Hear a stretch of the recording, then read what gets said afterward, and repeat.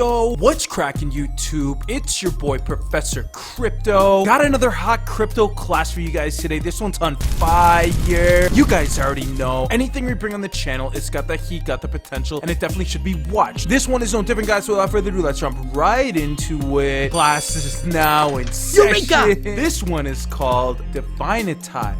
You can start mining your Dcare tokens now with this link right here, mine Dcare. When you click that link, guys, it brings you to this website, definitize.finance, and you connect your MetaMask from there, and then you can start mining your Dcare. It is live right now, guys, and the mining contract shall expire on 11:59 Eastern Time, December 31st, 2021. No more Dcare can be mined once that contract has expired. You guys are definitely going to want to be a part of this change that is going to be redefining healthcare. For anyone who doesn't already know, Definitize is a 100% community-owned, run, governed, decentralized autonomous organization that utilizes decentralized finance for healthcare financing. It is based on a framework designed by solve.care, and Definitize has taken the first very important step in handing the decentralized autonomous organization over to us, guys, the community, to own and govern. Dcare tokens are now available for mining, as I mentioned, and Dcare is the governance token of Definitize and empowers you to play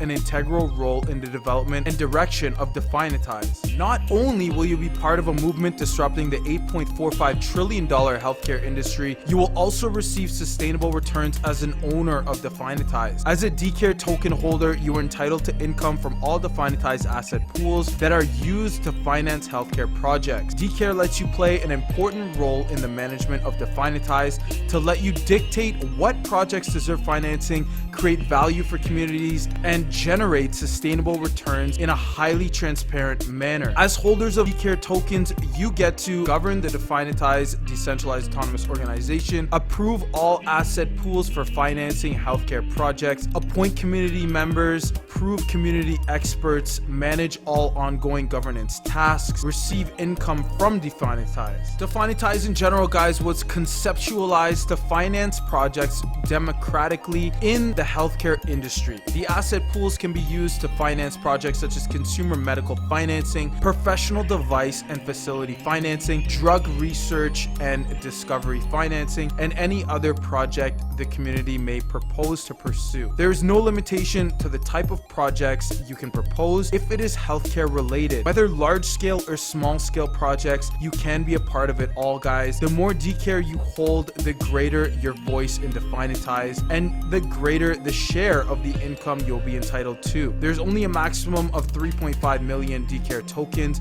that can be mined. Dcare will not be sold via token sale and has no issuance price, guys. Please keep that in mind. Moving on, guys, for full transparency, this is Dcare's token mining agreement right here in front of me, guys. It is available on the website. It is about 30 pages long, guys, so I'm not going to go through the whole thing, but I do really want to encourage you to review this document. Make sure that you're comfortable with it before you start mining any Dcare tokens. Understand what is expected of you and what you're going to be getting in return. Always make sure to do your due diligence before taking part or investing in a project. Now, guys, the next thing that I want to show you today is a video of the CEO of solve.care being interviewed and talking about the specifics of Definitize, why you should care, why you should be involved, why you should mine Dcare tokens. It is something that I think is very, very valuable. The interview was conducted by Mr. Vincent Edwards, another fellow YouTuber, guys. Make sure you guys hit him with a subscribe and a comment and a like on that video, because he did an awesome job on getting this information to his audience. Again, it's something that I want to share with you guys because I think that the value is definitely there. We have one, the global exchange, the medical claims for global putting doctors together, then a more pointed solution for the team, and then the third one you're introducing today, and it's a financing solution. What is the deal? What are you introducing?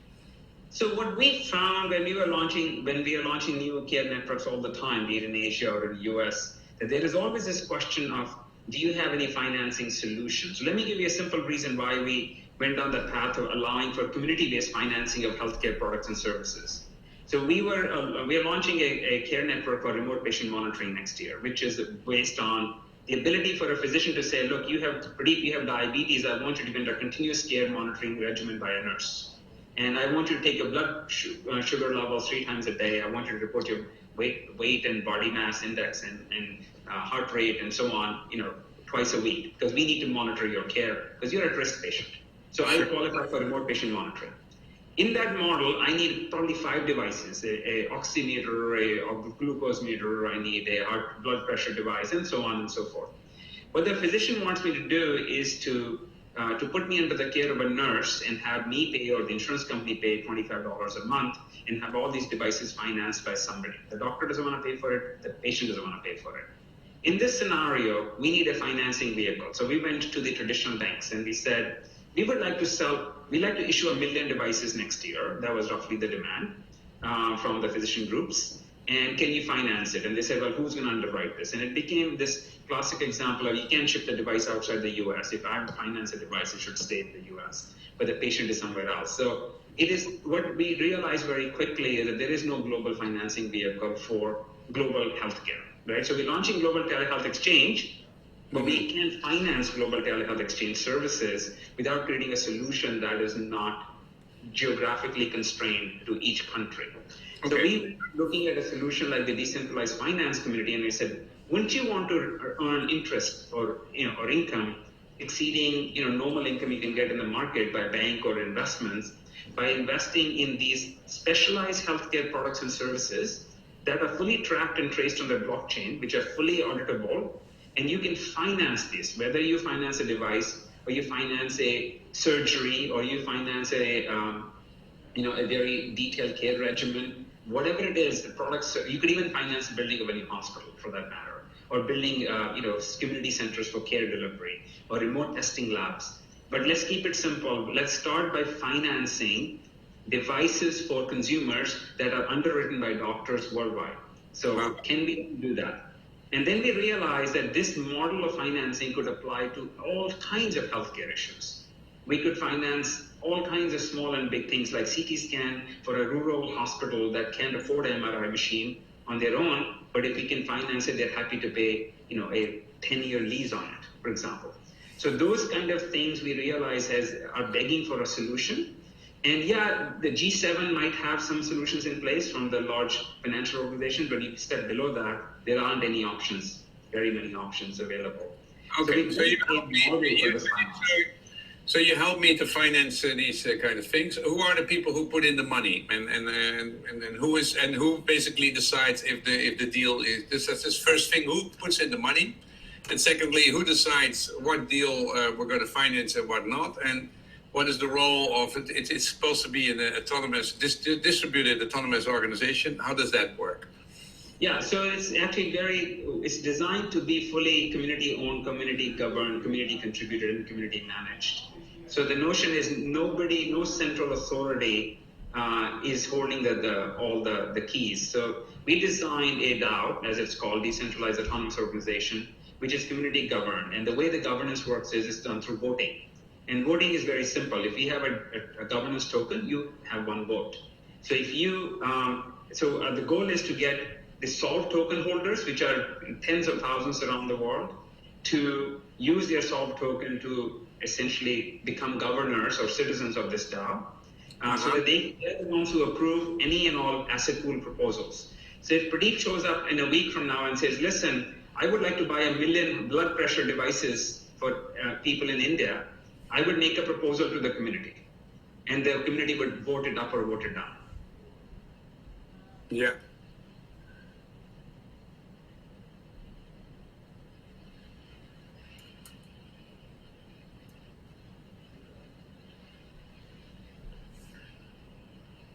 Hello? Sorry, Vincent, you disappeared for the last 7-8 seconds. Okay, just continue. Yeah. So the point of this DAO is that it is a financing framework which can be used to finance any project, small or big. The project proposals are made by a proposer, a distributor, whose job is to present to the community a financing need. That financing need is what is called a proposal. Yeah. A distributed proposal, community looks at and evaluates against using a contract that validates the efficiency and the compliance of this proposal against standard rules. And if the community says, yep, we are willing to vote on this proposal up, then the asset pool is automatically generated. And then anybody in the world, you don't need to own anything to contribute to that, but you will have well-defined terms of contribution. You will know what you're contributing into, what is your collateral, what is your risk profile, and so on and so forth. And here is your interest rate, here's your payment schedule, here is a distributor, here is what they're going to use the money for, and here is my tracker, the oracle, which tracks whether the money is being used properly. So this is a fully transparent model to financing healthcare solutions. One could argue that you could do it for anything. Yes, you could, but we are a healthcare company, and our focus is to empower healthcare for humanity. So we are very much focused on proposals around healthcare needs of people, whether it's the developed nations or the underdeveloped nations. Yeah. Okay. And just one more thing, Vincent. The first asset proposal we are focused on evaluating that the community will decide whether they like it or not is around the financing of consumer at-home clinical monitoring devices like the ones I mentioned, which would then be leased to consumers for tracking their health and wellness at-risk patients, basically. Yeah. So it looks like a DOA which we've seen before, which is going to invest, and you have all kinds of systems who can in place. I don't know what the status is. We're going to talk about it, but I see that you have different rules for everybody who makes proposals, evaluates them, pays them, governs them, and is this built on some kind of another model which already exists, or in a different industry? Where did you get this thinking from that this will work? Because it's a complex proposal. It looks very interesting, looks very well thought out. I cannot evaluate it at this moment. But where did this come from, and is it working already somewhere else? So there's a 7-person founding committee that got together in March and decided to spend their time and collected their thoughts, legal and blockchain and other DAOs. And we did a lot of reading. I'm one of the 7, so we did a lot of reading, studying, and of course we have at solve.care certain skills in blockchain that we could bring to bear, as well as a big network of companies that we can call upon to say, can you do specialized development? So they took several months of intense effort. We looked at all the other models. We studied things like, Moloch and Colony and DAO Stack to make sure that we were in Aragon. Those are the other DAO platforms we looked at. We studied other decentralized financing solutions, crowdfunding and things like this. End of the day, the goal was to build something that's transparent, community governed, and applicable to healthcare, and is sustainable. My number one goal was it can't be something that just relies upon, market conditions to survive. It has to be fundamentally collateralized, fundamentally income generating, and fundamentally traceable. Otherwise, it's just kind of a short-lived thing that may work while the bull market is raging in crypto world, and then it dies when the bear market hits. So we made it to be truly a sustainable model for decentralized finance. Again, the focus is on healthcare, but I would submit to you, you can copy our model and apply it to any industry and it will work equally well. But for healthcare, I focused on transparency, sustainability, consistent returns, some kind of a risk floor, which allows us to pull the plug if things are going south without, protect the principal basically, and have the appropriate control by the community. And the most important thing here is that there is need, right? We are hearing from hospitals in Nigeria who want to expand their, facility and add a cancer wing, or we are hearing from large clinical systems that want to, lease CT scans and MRI machines and are willing to collateralize. And they find this model to be very compelling because it's market competitive rates. Still, it's a community governed thing, so they can sell you on the merit, not just on the finances. So we can essentially say we can do good and we can do well, right? This is my vision. Why don't we finance worthy healthcare projects where there is enough ROI, but there's also a reason to finance those projects because they deserve to be financed. And if you find those things to come together, it works. Who are the people who invest in this? Where will you find them? So the Solve community is obviously the first population we are going to and saying, listen, you are committed to healthcare as a mission. You are holding Solve tokens because you believe in the transparency and the value that blockchain brings to healthcare. And SolveCare is certainly one of the leading projects, but there are others. And you are all involved in this ecosystem development for governance and delivery of healthcare. So why don't we give you the control over this community? You guys step up and the Solve token holder. So we created the model where if you have a Solve token, you can stake it, not sell it, not deposit it. Essentially do a staking against which you will get your governance token. It's free. There is no sale. That's the community at the moment. How much money is it, and how many people? So the definitized mining begins tomorrow. So tomorrow the governance token will be issued, which means people who have Solve tokens can stake those tokens and start becoming community citizens. Then the first governance meeting takes place where all the articles and the rules of behavior are adopted. And then with the first asset pool vote will take place, which will allow community to say, we want to fund this, we don't want to fund this, right? But at the moment, the Solve, the people who have the coin, your coin, how many people are involved, and how many of those coins are around at the moment? And what's the monetary value at the moment of your financial base? So SolveCare has about 20,000, maybe 22,000 token holders that we can't obviously see if there are any pooling or sharing going on. Sure. What we can see, what we can tell, there are just north of 350 million tokens in circulation right now. Although some big parts of the token are currently held by private parties which are not in circulation, but the possible circulation is a little bit north of 350. And the price of the token is around what it was at the ICO, 10 cents, give or take. So we are in the $35 to $40 million worth of market cap. But I think I want you to understand something. The contributions aren't in Solve token. You can contribute BTC or Ether or USDT. Okay. So the notion here is that you can contribute as much as you want to an asset pool. Typically, asset pools only take stable coins so that they can also be paid back in stable coins. We're not trying to create volatility in the pool. The first pool that we're looking at launching for devices, if the community approves it, will be about a $25 million pool just for devices. There is another pool being proposed by another distributor who wants to finance professional equipment. That'll be a bigger pool. So we are not limited by SolveCare's market cap. We're only engaging the Solve community as the vanguard of launching the DAO.